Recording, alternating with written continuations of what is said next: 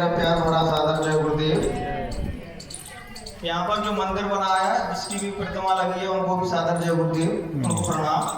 वो इसलिए कर रहा हूँ क्योंकि कल मैं उधर गया था, तो अब वो पता नहीं कौन सी शक्ति है, तो रात भर वो मेरे साथ, मैं उनके संग रहा रात भर। अच्छा, तो मैं भैया ऐसा क्या अपराध बन गया, भाई अच्छे काम कर रहे हो, सही है भैया तुम गुरु महाराज का नाम लेते हो तो थोड़ा मेरा भी ले दिया करो, तो इसमें अपमान हो जाएगा।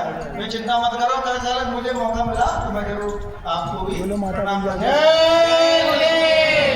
तो इसलिए मैं बोल रहा हूँ भाई, जो भी शक्ति है उनको भी मेरा प्रणाम। वैसे तो दूसरा लेके आया था, लेकिन इनने बता दिया तो भाई विषय पे बोलूंगा। क्या विषय एक बार दोहरा दो। विषय होता है भजन भक्ति कैसे बने, हाँ, कैसे इनको भजन बनेगा लोग। तो बस मैं शुरू करने से पहले बस एक प्रश्न पूछूंगा, वो भी आप लोगों के लिए नहीं, केवल वक्ताओं के लिए।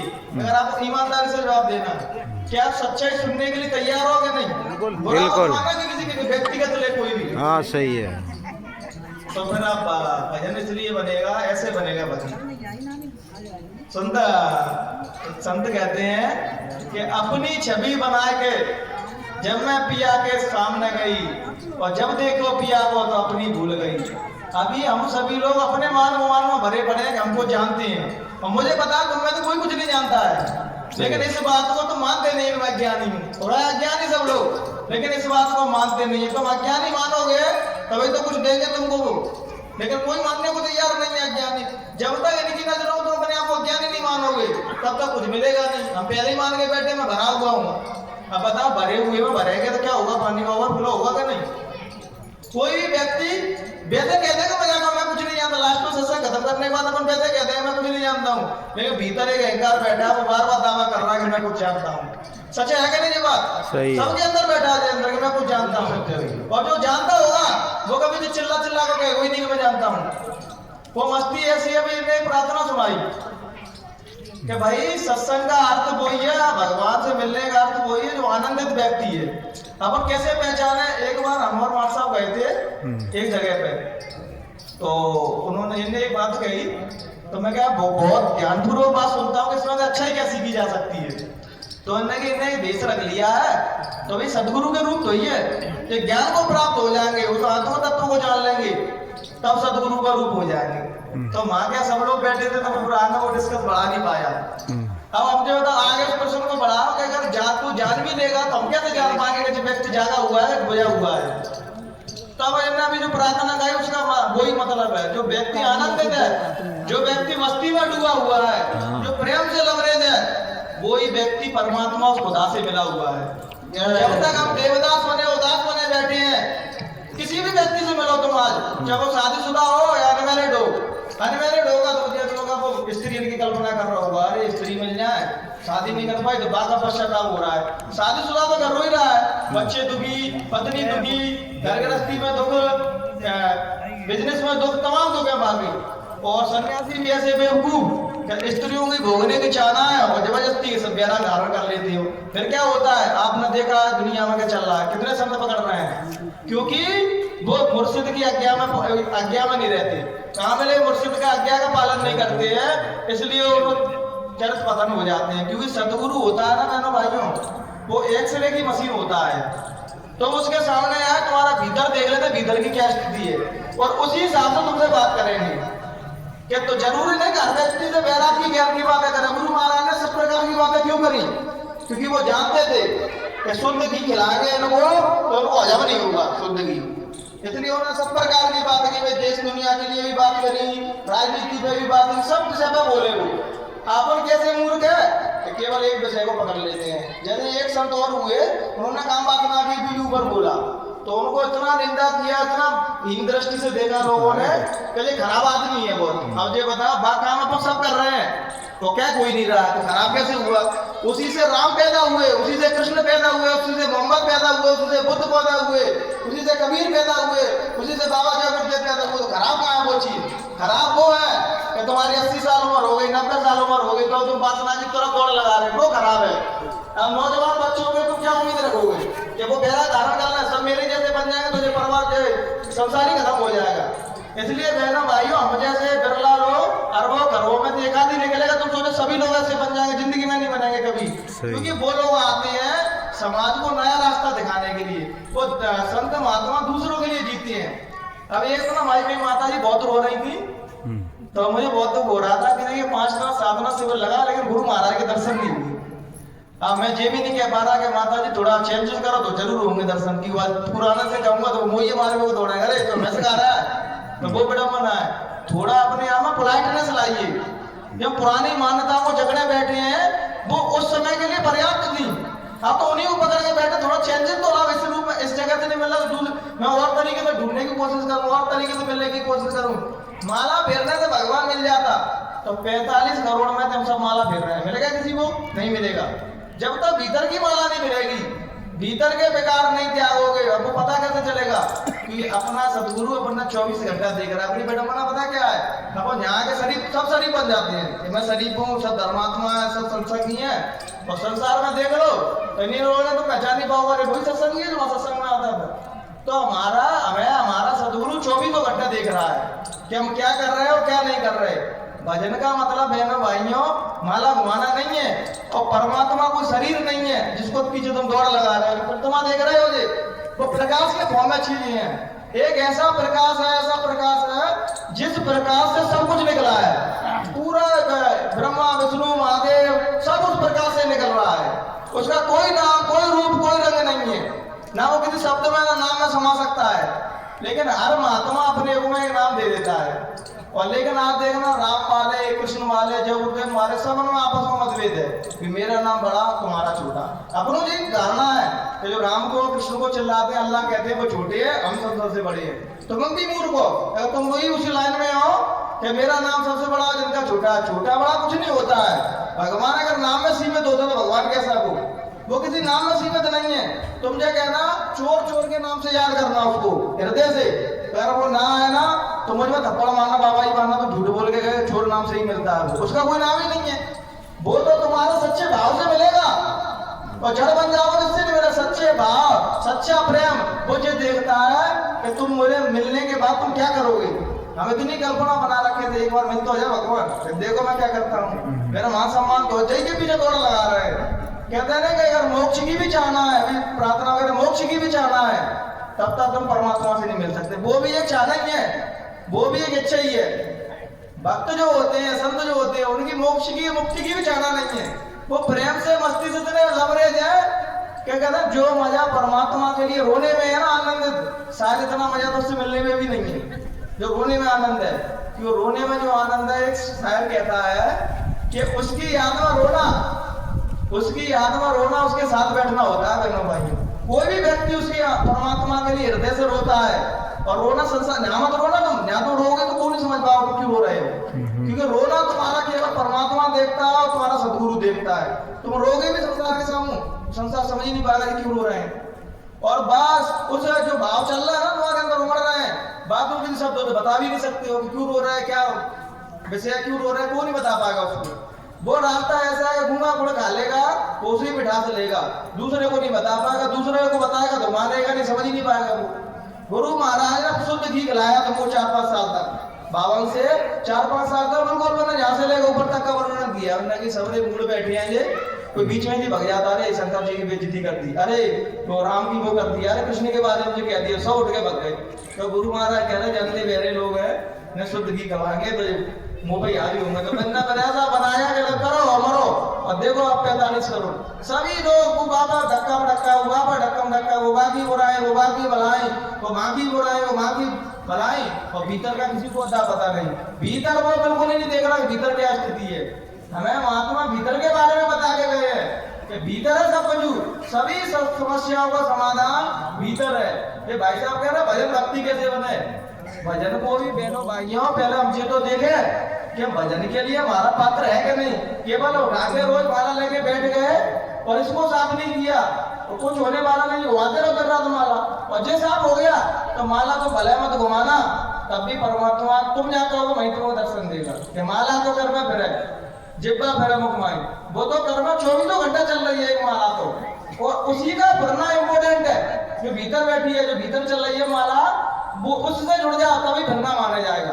बाहर की तो कितना भी घुमाते रहे ना, बाहर के कर्म कांडों से भगवान कभी नहीं रिश्ते हैं। और हम बाहर के कर्म कांडों में निपुण होते जा रहे हैं। हम सत्संगी भी सब ऐसे ही हो रहे हैं कि मंच को कैसे सजाना है, तस्वीर को कैसे सजाना है, और बिल्कुल सब यही में लगे हुए हैं। और मैं देखता हूँ, लोगों से मिलता हूँ यार, कि लोग भीतर का तो रास्ता तो भूलेगा, जिसको सदगुरु बार बार तुम्हें अधौड़ा मार रहे हैं तुम्हारे ऊपर, कि रोज सुबह शाम को बैठ के अपने भीतर देखो तुम क्या हो, तुम पूरे परमात्मा हो, परमात्मा में तुम में कोई भेद नहीं है। हम देखे भेद नहीं है तो वो भीतर बैठा परमात्मा को देख क्यों नहीं पा रहे हैं? तब नानक साहब कहते हैं भीतर बैठा है, दिखाई बस इसलिए नहीं देता है। काम, क्रोध, लोभ, मोह, ईर्ष्या, राग, देश, जातियों के झगड़े, गोरे काले के झगड़े, मैं सुंदर हूँ बा के झगड़े, मैं अष्टपुष्ट हूँ बा के झगड़े, इतने आत्मा ने पर्दे ओढ़ लिए हैं कि तुम्हें अपना मूल स्वरूप तुम जान ही नहीं पा रहे कि मैं कौन हूँ। जब धीरे धीरे आत्मा एक एक करके पर्दे गिराएगी, अपने मूल को जानोगे तो तुम ये भी जानोगे कि ना मैं सदगुरु से अलग हूं, ना सदगुरु मुझसे अलग है, दोनों हम एक हैं। लेकिन अंतर कब तक है कि तुम मान के बैठे मैं सोया हुआ हूं, मेरा सदगुरु जगा हुआ है, तब तक अंतर है। बस जिस दिन तुम जाग गए तो तुम में उनमें कोई भेद नहीं है। गुरु महाराज कहते भी थे कि सतलोक पहुंच जाएगा, फिर उसमें मुझ में कोई भेद नहीं। जब मर्यादा करता हूँ रिवारी है तब तो सोए हुए हैं। गुरु कोई अहंकारी जीव तो ही है कि बाप पैर सिलवाने बहुत आनंद आ रहा हो, सब मेरे पैर छुओ, मेरा सम्मान करो। वो करुणा बस कहता है कि तुम्हें जब तक मेरी इज्जत करनी है, मेरी रिस्पेक्ट तब तक करनी है, तब तक तुम्हारा झटके मारी पहुंच जा रहे। और वहां पहुंचना इतना आसान भी नहीं है। तो गुरु महाराज ने कही, गुरु महाराज सेवा करो संतों की और सत्संग करो, तमाम चीजें बताएं, क्योंकि वो जानते थे कि गृहस्थ आश्रम में रहने वाले व्यक्ति के लिए वो रास्ता बहुत कठिन है, बहुत कठिन है। क्योंकि तुम्हारा बच्चा भूखा मर रहा होगा और तुम भजन कर रहे होंगे, द्वार पर दूसरे का बच्चा आ जाएगा, भाई साहब मुझे खाना खिला दो, तो तुम इतने बड़े त्यागी नहीं है कि भाई खाना खिला दोगे अपने बच्चे को भूखा मर। पहला प्राथमिकता अपने बच्चे को तो सोचोगे नहीं मेरा भाइयों। बच्चे अंतर और संत महात्मा के आप खुद भूखे मर रहे होंगे तो दूसरों को खिला दे। सुदामा के जीवन में देखो, एक चावल था, बहू में एक और भिखारी आ गो तो बहू में से आधा तोड़ के उसको दे दिया। लेकिन गृहस्थ आश्रम वाला नहीं आदमी कर पाएगा, वो प्राथमिकता अपने परिवार को देगा। सही बात है कि नहीं मैडम भाई? अब यही अंतर है बस। अगर हम थोड़ा वैराग्य में संत मत को जानेंगे, थोड़ा भक्ति को धारण करेंगे, तो हमारे अंदर थोड़ा दृढ़ विश्वास हो जाता है कि मैं इसको एक निवाला दूंगा ना, इसके लिए भूखा बैठूंगा गुरु महाराज के लिए, तो मेरे लिए खाने की व्यवस्था तो वो जरूर कर देगा, 100% कर देगा। लेकिन पहले परीक्षा तो लेगा वो तुम्हारी, तो तुम उसके लिए क्या कर सकते हो? हम कुछ नहीं किया आपने उसके लिए, पर ठेकेदारी नहीं बनना है कि आत्मा नहीं जग रही, भजन नहीं, कोई इसलिए नहीं बनना। तुम पहले गुरु के लिए कुछ करो, गुरु के लिए। गुरु तो यही कहता मैं ईमानदार हूँ, मैं कुछ मत बोलो, यही कहता मैं ईमानदार हूँ, मैं चोर हूँ, बढ़िया हूँ, मैं झूठ बोलता हूँ, बस यही कह दो। लेकिन हम ये भी नहीं कह पाते, नहीं मत मारा, हम ये भी नहीं कह पाते मैं तो चोर हूँ, लुटेरा हूँ, मैं तो कहता मैं तो ऐसा हूँ। गुरु महाराज आपको स्वीकार करना हो या नहीं करना, नहीं मेरे अंदर जो बुराइयां हैं। कल मैं यहाँ से गया बहनों भाइयों, तो रात में 12 बजे मेला नहीं आया। अब मैं उदास हो गया, मैंने अरे यार रात का भजन हो गया, भजन गड़बड़ हो गया, भजन नहीं बनेगा। मैंने कहा पूरी रात जगना पड़ेगा, भजन करूंगा। एक नागा कही गुरु महाराज ने, एक नागा को कहीं पीछे चले जाते हो, तो भजन करके मैं माला फेर के लेट गया। कैसे लेटा? तो एक प्रकाश आ रहा बहुत दूर से, ऐसा प्रकाश कि उस प्रकाश में मैं बता नहीं सकता, उसमें गुरु महाराज आ रहे हैं। तो गुरु महाराज ने मुझसे क्या बात कही, मुझे एग्जैक्टली वो अभी याद नहीं आ रहे क्या कह रहे, कुछ ना कुछ वो कह रहे थे कि उसी प्रकाश से सब कुछ निकले हुए हैं। लेकिन मेरे अंदर एक छवि बनी है कि मुझे पता है परमात्मा निराकार है, लेकिन मुझे परमात्मा को इसी रूप में देखना है। मैं परमात्मा से भजन में कहता भी हूँ कि मुझे और रूप में किसी को मैं नहीं मानूंगा, न मैं समर्पण कर पाऊंगा, क्योंकि मेरा हृदय, मेरी अंतरात्मा जो स्वरूप तुमको दिख रहा है इसको ही है। मैं जे आएगा किसी को मानूंगा। तो उस प्रकाश में तो यूर्ण कर रहा है और वो कुछ कह रहा है, लेकिन मुझे समझ में नहीं आ रहा वो क्या कह रहे हैं। तो वो है बहनों भाई, तो सच्चे तो हो ना भगवान के लिए, तुम उसके लिए कुछ वो जीवन देखना तुम कि आश्रम में बैठा है, मथुरा में बैठा है, सत्संग में उसको देख रहा है, वो तुमको 24 घंटा देख रहा है कि तुम किस दिन भूखे मरे थे, किस दिन तुम्हारे पास पैसा नहीं थे, तुम्हारे पास किसने तुमसे गालियां दी, वो एक एक अपने खाते में एंट्री रखता है, किसने मेरे लिए क्या कहा, पर उसी के अकॉर्डिंग उसको जीवन में सब कुछ मिलता है। आप लोग बहनों भाइयों, सदगुरु कोई कैसे बन जाता है वो तो देख लेते हैं कि पहुंचे हुए हैं, लेकिन उसके पीछे कोई स्थिति नहीं देखता कि शुरुआती दौर में वो कैसे बन पाए, कितना कठिन रास्ता रहा। गुरु महाराज तुम्हें क्या लगा, गुरु महाराज के जीवन में समस्या नहीं थी? इतनी समस्या थी, अगर वो बताने को बैठ जाते ना तो सत्संग भूल जाते, इतनी समस्या थी गुरु महाराज के जीवन में। लोगों ने पता नहीं क्या क्या कहा उनसे, लेकिन भक्त जो होता है परमात्मा में चित्त लगा के काम करता है। संसार में वो जानता है कि आज जो मेरे अवगुण देख रहे हैं सब लोग, जब मैं सिद्ध करके बता दूंगा, अच्छी बता दूंगा, परमात्मा से मिल जाऊंगा तो जी तारीफ करेंगे मेरी। तो इसलिए शुरुआती दौर में हर चीज में कष्ट उठाने पड़ते हैं। भजन करना है बहनों भाइयों, तो सबसे पहला हम ईमानदार बने। मुझे पता है गुरु महाराज मैं कुछ नहीं जानता हूँ, मुझे कुछ दिखाई देना नहीं है, लेकिन गुरु महाराज मैं कैसे बता पाऊँ, लेकिन पब्लिक में जब आता हूँ तो झूठी कहना भी पड़ता है कि मैं जानता हूँ बहुत कुछ। और भाई फंस जाते हो तुम, भाई अज्ञान कहते नहीं, अज्ञानता फंसाती है, ज्ञान तो निकाल देता है लोगों को। अज्ञानी आदमी मान सम्मान बस बोलता है, और ज्ञानी आदमी करुणा बस बोलता है। कैसे बोलने से कुछ ना कुछ दिया जा सकता है, वैसे तो ज्ञान को बोलो नहीं तब भी समझ जाएगा लोग, लेकिन वो क्या है कि तुम मौन की भाषा को समझ नहीं सकते हैं। इतने तुम समझदार होते तो सदगुरु की नजरें पड़ती है ना, उससे ही जीवात्मा जग जाती। लेकिन मौन को तो समझ नहीं सकते, इसलिए सदगुरु को मजबूरन बोलना पड़ता है। सभी संत शुरू में जब उनको ज्ञान प्राप्त हुआ सब मौन हो गए, अब क्या बोलूं उसको, क्योंकि वो ना तो वर्णन में आ सकता है ना कहने में आ सकता है, किसी चीज में नहीं आ सकता है वो। लेकिन फिर वो करुणा बस बोलती है कि भाई चलते चलाते उनको दे। गुरु महाराज कहते थे कि बच्चा भी जो चीज दे रहा हूँ ले लो तुम, फिर तुम्हें समय बेकार खराब समय आएगा तब तुम इसकी अहमियत समझोगे। आज हम भजन कर रहे हैं, लेकिन इतना सीरियसली होके, इतना सीरियस होकर कभी भजन नहीं कर रहा है। गुरु महाराज में क्या दे गए, हमें पता ही नहीं है हमें क्या दे गए हैं वो। अब पता था तब पड़ेगा जब तुमने 1 रुपया देगा तुम्हारा 10 बनाने में लग जाते। तुम भजन करके तुम्हारे सदगुरु आते तो तुम उनकी नजरों में नजरें मिला के खड़े जाते, गुरु महाराज मैंने ऐसा कोई काम नहीं किया तुम्हें लज्जित होना पड़े उसके लिए, मैंने भजन में कोई कंजूसी नहीं करी। तो गुरु महाराज में पीठ हो गए कि मैं तुम्हें देखे गया, तुमने उसका सदगुरु किया। आज हम क्या कर रहे हैं भजन के नाम पे, सब नौटंकी बाजी, सब एक दूसरे की बुराई जाकी बुराई बाकी भलाई, इसी वजह से तो पीछे खिसकते जा रहे हैं। हम गुरु को नहीं देख रहे, हम बीच बीच में क्या क्या खिचड़ी ला रहा है, ये समस्या वो समस्या फलाना क्या क्या। और लोग पता क्या समझते हैं, मैं कहता हूँ सरलता सबसे बड़ा ज्ञान है। जो व्यक्ति सरल हो गया ना उसको ज्ञान सहजता से मिल जाएगा, जो अगला बैठा है उसको ज्ञान नहीं मिलेगा। हम क्या समझते हैं, ज्ञानी व्यक्ति हो गया तो अब वो ना भूख लगेगी ना प्यास लगेगी ना ठंड लगेगी ना गर्मी लगेगी। गुरु महाराज कहते भी थे कि बच्चा तुम जे मत समझना मुझे ठंडी नहीं लगती है, लेकिन तुम्हारे कारण से ऐसे मुझे आना पड़ता है ऊपर। तो लोग ऐसे मूड हैं, केवल भेष को ही देखेंगे। अगर कहीं मैं जींस पैंट टी शर्ट पहन के आ गया तो ये तो नाच तो भ्रष्ट हो गए थे, और हालांकि अंदर कोई बदलाव नहीं आया, बस बाहर के कपड़ों में बदलाव आया, तुरंत भ्रष्ट कर देंगे वाले। अब कोई ये कहते ना कि जो राहुल था उस दिन एक स्त्री के संग घूम रहा था, तुम नहीं जाना कुछ भी, तुम हाँ सहमति दे देंगे, हाँ बिल्कुल घूम रहा होगा, शादी भी की, भ्रष्ट तो हो सकता है। लेकिन बहनों भाइयों कभी उस पर पड़ताल की क्या वो सच बात है कि नहीं बात झूठ बात है। किसी के कहने सुनने कानन में इतना कच्चा आदमी है, किसी से कुछ कह दो तो मान लेता है सही कह रहे हैं। बहनों भाइयों जब बुद्ध 5 ऋषि रहते थे बुद्ध के संग, तो बुद्ध जब अज्ञानी थे तो वो उनको बहुत ज्ञानी समझते थे 5 ऋषि। तो वो कहते थे कि बुद्ध सबसे बड़े त्यागी हैं। अब वो ज्ञान की परिभाषा क्या समझ रहे हैं कि बुद्ध एक टाइम पे 1 चावल का दाना खाते थे बहनों भाइयों, बस एक टाइम, वो भी 1 चावल का दाना।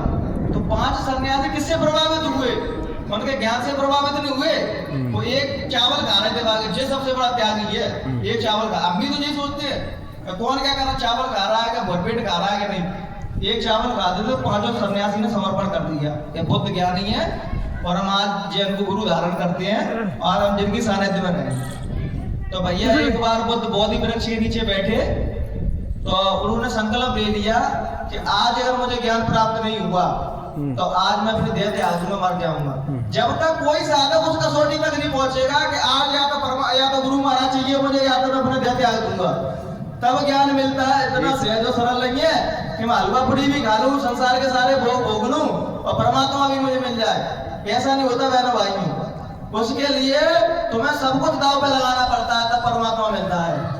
तो बहनों भाइयों बुद्ध भी बैठे कि आज मैं संकल्प ले लिया है कि परमात्मा मिलेगा तो ही वो 1 चावल का दाना खाऊंगा, नहीं तो वो भी नहीं खाऊंगा, नहीं आज तो मैं मरूंगा। तो बहनों भाइयों बुद्ध को बौद्धित्व का ज्ञान प्राप्त हुआ, ज्ञान प्राप्त हुआ। तो हमारी बच्ची थी तो वो क्या रोज पेड़ को पूजने आती थी, पेड़ को पूजने आती थी तो वो खीर लेके आई, खीर लेके आई। बुद्ध को देखा तो वो समझने लगी कि आज जिस वृक्ष को मैं पूजती थी आज उस वृक्ष में देवता रहते थे, वो आ गए खीर खाने के लिए। तो उस बच्ची ने इतना करुणा इतने प्रेम से कहा कि खीर खा लो, कि बुद्ध में तो 1 चावल खाते थे, तो उस प्रेम के कारण बुद्ध को अपना नियम बदलना पड़ा। ऐसे ही बहनों भाइयों तुम्हें सरलता से चीज समझाना चाह रहा हूँ कि अगर तुम गुरु से प्रेम मोहब्बत कर दोगे तो तुम माला मत भेजना, तब भी वो नहीं मिले तो तुम मुझे मारना कि देखो मिलेगा नहीं। तो प्रेम कर नहीं रहे, सच्चाई तुम्हारे अंदर है नहीं, पवित्रता है नहीं, तो घुमाते रहो, कुछ नहीं होगा उसके बाद। तो वो करुणा देखती कि भक्त भक्त जो होता है भगवान होता है, भक्त के भाव देखता है कि इसके भाव कैसे है। भाव का भूखा हूं मैं, कहा है ना कि वो भगवान केवल भाव में भूखे और कुछ नहीं भूखे। बस थोड़ा सा बस समय हो गया क्या मेरा? हाँ बस थोड़ा सा 2 मिनट और 1 मिनट दे दो हाँ बस। बस ठीक है। तो चावल खा लिए उन्होंने। तो जो 5 सन्यासी थे उन्होंने कहा बुद्ध भ्रष्ट हो गए, इन्हें खीर खा ली। भ्रष्टता से किससे तर्मा कर दिया? मात्र खीर खाने से कि भ्रष्ट हो गए। अब तो मूड नहीं है तो क्या कहोगे ऐसे लोगों से तुम कि भ्रष्ट खीर खाने से तुमने कल कर दिया कि भ्रष्ट हो गया वो आदमी। तो वो बुद्ध को छोड़ के चले गए। बुद्ध को ज्ञान प्राप्त हुआ तो बुद्ध कह रहे जब कुछ नहीं था तब मुझे गुरु मानते थे, अब प्राप्त हो गया मुझे मानते नहीं है, भग रहे हैं मुझसे दूर दूर। बताइए। तो बुद्ध करुणा बस गए कि भाई उनने मुझे जब मैं गुरु नहीं था तब मुझे गुरु माना था, अब मैं सबसे पहले ज्ञान उनको ही दूंगा। तो बुद्ध भी भागे उनके पीछे, थोड़ी दूर जाके उनको पकड़ लिया। तो 5 ने सलाह कर ली कि बुद्ध के सामने कोई नहीं झुकेगा, क्योंकि हम भी तो जी सलाह करके हम सदगुरु के सामने कभी नहीं झुकेंगे। लेकिन सदगुरु जब आते हैं सामने तो गुरु महाराज कहते हैं बच्चे भी नजरों में देखो, तो नजरें अपने आप ही झुक जाती। नजरों में तो वही देख पाएगा जो उनके जैसा पवित्र होगा, उनकी जैसी आत्मा होगी वही देख पाएगा उनकी नजरों को। तुम जाते ही अपनी आप नजरें झुक जाती थी चरणों में। गुरु महाराज कहते चरणों में क्या रखा, चरणों में क्यों करा, मेरी आंखों में देखो। आंखों से रूहानियत देता है सदगुरु, वो अध्यात्म आंखों से दी जाती है कि नजर से नजर में मुलाकात कर ली, रहे दोनों खामोश फिर भी बात कर ली। तो वो 5 सन्यासी ने बहनों भाइयों कह रहे एक भी नहीं झुकेगा हम। जैसे ही बुद्ध करीब आने लगे, जैसे ही सबका हृदय बदलने लगा, सबर का हृदय जो कठोर था वो सॉफ्ट होने लगा और एक एक करके सब गिर पड़े। उनके पान में गिरे तो उनमें से एक सन्यासी था जिसकी दिव्य दृष्टि खुली। तो उन्होंने कहा गुरुदेव मुझे उस दृष्टि से, अपनी दिव्य दृष्टि से देखो, मैं वो नहीं हूँ जो गौतम को तुम पीछे छोड़े आए थे। अब ज्ञान की दृष्टि से देखो मैं कौन हूँ। जब उन्होंने आध्यात्मिक दृष्टि तीसरी दृष्टि से देखा तो पूर्ण ज्ञान को प्राप्त हो गए थे। बहनों भाइयों वही दृष्टि का सब लोग कोशिश कर रहे हैं, उस दृष्टि से परमात्मा को देखो कि मोह ममता की दृष्टि से मत देखो। मोह ममता में तो जगह मैं कितनी बार मांग रखा है, कितनी बार पति बने गए पत्नी बने गए। जय गुरुदेव साहब, जय गुरुदेव, जय गुरुदेव।